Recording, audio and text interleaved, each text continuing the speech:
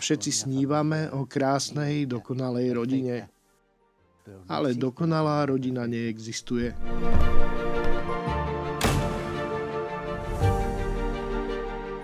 Každá rodina má svoje problémy, ale aj veľké radosti.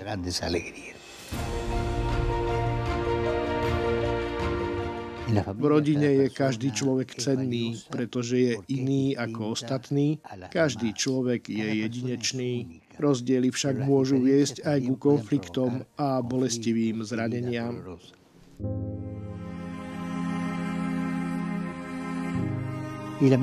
A najlepším liekom na vyliečenie bolesti zranenej rodiny je odpustenie.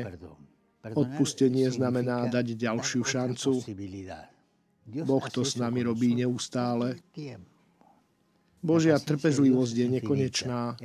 Odpúšťa nám, dvíha nás, umožňuje nám začať odznova. Odpustenie vždy obnovuje rodinu, umožňuje nám pozerať sa dopredu s nádejou. Aj keď šťastný koniec, ktorý by sme chceli, nie je možný, Božia milosť nám dáva silu odpustiť a prináša pokoj, pretože nás oslobodzuje od smútku a predovšetkým od zášti. Modlíme sa, aby rozdelené rodiny našli v odpustení uzdravenie svojich rán a znovu objavili aj vo svojich rozdieloch vzájomné bohatstvo.